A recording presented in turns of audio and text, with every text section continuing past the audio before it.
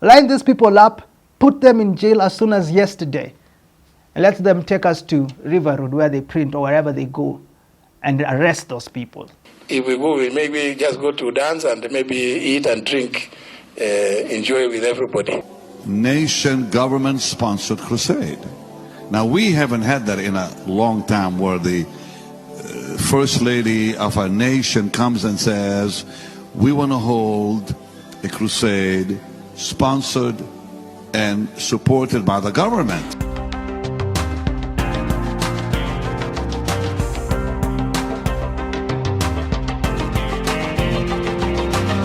It is Valentine's Day, a day where average husbands and boyfriends are reminded that they are average, and women have to deal with that extra pressure from friends and celebrities who have been taken out and treated well. And as you see some extra guys out here like this one, who posted the wife on a sideboard, actually put on a signboard of the wife. Acha dunia ijue na kupenda mke wangu. I choose you now and forever, my Valentine.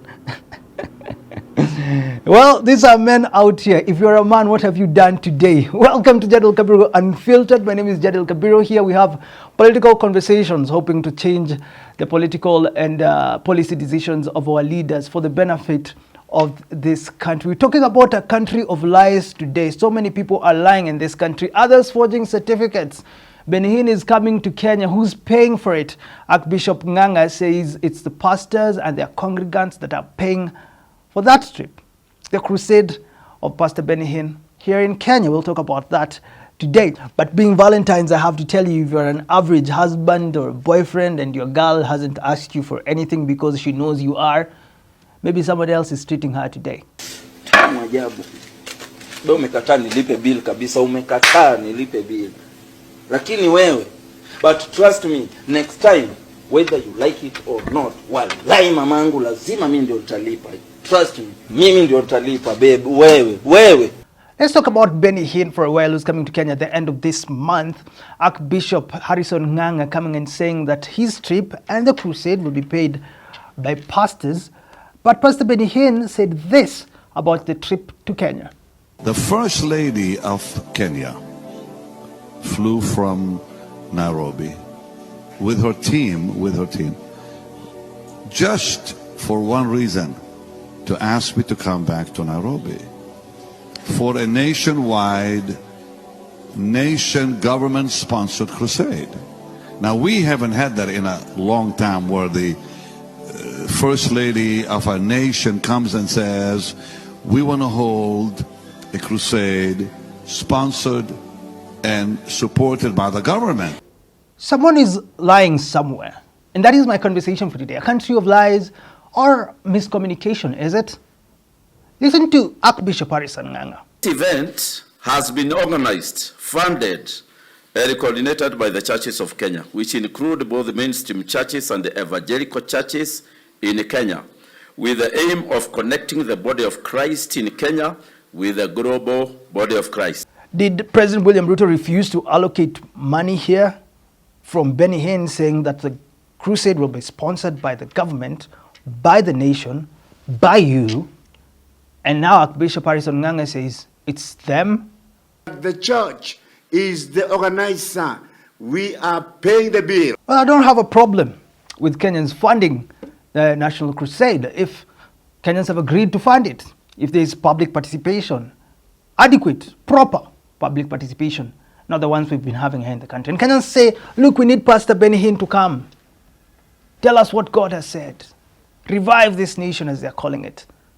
Why would I have a problem with it? I actually do think that is the pastors that are funding it. Pastor James Maina Ngang of Neno Evangelism actually said, we will honor Benihin with offerings, but coming to me to say that we need to contribute 1 million shillings to prepare for his beating is stealing, using the name of God's servant. I believe it's this steering committee that was asking pastors to contribute to Pastor Benihin's crusade here in Kenya. Going to have all our hotels booked by the guests who are coming. Now that is very good for us. It is going to bring money in our pockets. And as we need this money at a time such as this, that opportunity is a great opportunity to be able to tap into. The matatu industry, they will ferry people. We can eat things around and in our hotels, and it is all going to generate funds. Well, it could also be that the government is funding this, and pastors have sat down and decided to lie to Kenyans that they have contributed this money. We remember Bishop Wainaina on Spice FM who said these pastors receive envelopes. So if one bishop was calling them out, I wouldn't have a problem thinking that these pastors are actually lying to Kenyans, saying that they contributed money for Benny Hinn's crusade, but you are the one paying for it. Well, this is a country of lies, and if President William Ruto actually refused to allocate, we know he doesn't have the right to allocate, but he says nitatenga, nitatenga. If he decided not to tenga for Pastor Benny Hinn and told pastors to actually fund themselves, that's a good thing. And I applaud you, Mr. President. I don't want to talk about Pastor Benny Hinn a lot because I'm a Christian. Don't want to talk about pastors. Most of you believe in Pastor Benny Hinn, and I don't want to, get you angered. But talk about forgery. Kenya, a country of lies. And now forgery. Public Service Commission has handed over the report on forged academic certificates to the Ethics and Anti-Corruption Commission and the Directorate of Criminal Investigations, DCI. Ambassador Anthony Mushiri said this because 2,000 Kenyans, over 2,000 civil servants, are working with forged documentations. Most of them redesigned into different roles, promoted, getting their jobs with fake documentation. An officer who has secured appointment or promotion on the basis of fake academic qualification has no integrity at all and will definitely have a higher propensity for corruption. This is a matter that we have to deal with.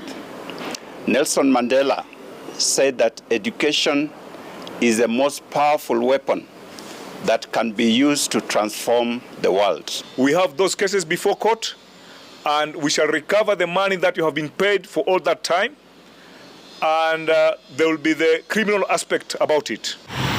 Boy, oh boy, you go to Kenyatta, as NTV reported, you find a fake doctor, you go to the police station, you find a police officer without documentation, not even had graduated from high school. Sad state of reality. And we ask ourselves why things are not working. These people are not learned. I won't say for real that you have to be educated for you to work, because we know sometimes people learn through the culture of an office and organization. But we need to streamline things. That's why I appreciate Ambassador Mushiri for coming up with this report under in his office. We need to get things on track first. Get qualified people to work for this country. And I don't know why we have to go to EACC, DCI. I know procedure, but hey, can you just sack these people? Can't you just call them, line it up and tell them, where did you get this certificate? Let's go to that area in River Road and get those people that are coming up with this fake documentation. Because if we get to this, if we are living in this culture where people can just get jobs with fake documentation, it means people don't have to go to school. And I do believe there are people who believe that they will get jobs with fake documentation. Line these people up, put them in jail as soon as yesterday, and let them take us to River Road where they print or wherever they go and arrest those people. But the question is, even those you hire, you don't want to give them jobs to do. I'm talking about AG Justin Muturi. He says he's being sidelined. He doesn't know how decisions are being made. They're just going out drinking and they don't consult him. You go to parties, you're just drinking, you're just chatting, but when it comes to legal matters, the AG is not involved. So one, you have people with fake certificates, they're not working. You have people with good certificates, they're not working. Listen to AG Muturi. When I attend meetings, I'm merely in attendance. That time I'm not advising. And I've told everybody who cares to listen that, here we are in a meeting. When you want advice, please write so that you say specifically what it is you want to be advised on. So that it cannot be that everywhere people are attending a marriage ceremony, I'm advising there. No. And I'm sure you may have noticed that I'm not feasible in such functions because there's no work for me there. If we go, we maybe just go to dance and maybe eat and drink, enjoy with everybody. The man is simply tired of dancing and drinking. He just wants a job, man. Sometimes you can just Go to an office today, there's not a lot of work, you're happy. You go the next day, not a lot of work, no one is asking you what to do. You're happy, you go home a little bit early.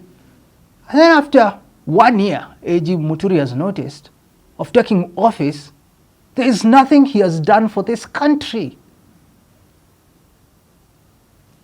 A country of lies and forgery. We ask ourselves, or we tell ourselves we have an AG, and he doesn't know what he's supposed to do now.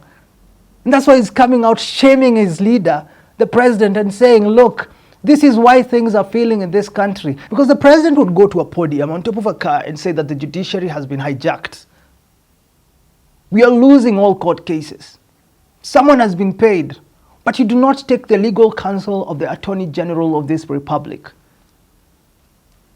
And Justice Muturi wants to tell us this. When you see these cases failing, he's protecting his profession here. He's saying when you see all this hula baloos and abracadabras happening, I am not part of it. I am not a failure as an AG. I'm not a failure as a lawyer. It's just that these people have not taken my advice. And there's no cause for alarm. Sometimes there's too much, and I think it's also healthy. It's part of our democracy, the freedom of expression. So people, the media, at liberty to sometimes, when you offer some certain advice, and they think that that may not have been taken, they think, oh, this is now war. No, it isn't. I'm just saying, look, this country of forgery and lies, we need to call ourselves out and ask ourselves if AG Muturi can stand or sit in parliament and say that this is what is happening, this is how the leadership of this country is, and is being sidelined. Where are we heading as a country? The sad state of reality, we can't tell, or we don't believe who's funding Benny Hinn's crusade here in Kenya. We don't know whether there will be action against those 2,000 who are already confirmed to have forged certificates, and whether AG Muturi will actually perform as the Attorney General of this country, or even, wait a minute, those people in government who think are working independently are actually working. Because this is just the first. And where there is smoke, there's definitely fire. Thank you for tuning in to General Capital Unfiltered. Take your loved ones out today. If you didn't make to take them to a restaurant today, maybe you can do that tomorrow. But usiseme, oh, this Valentine's thing, it was brought out by Wazungus so that they can get money. Just stop overthinking, take your someone out, or do something special for them. Have yourself a lovely rest of your day. I can never get tired of loving you. My heart vibrates as much as my phone. Though you hold my hand for a while, but you hold my heart forever. My love, my vow, happy Valentine's Day to you. This is fun with you by my side. My love, my vow, happy Valentine's Day to you. This is fun with you by my side.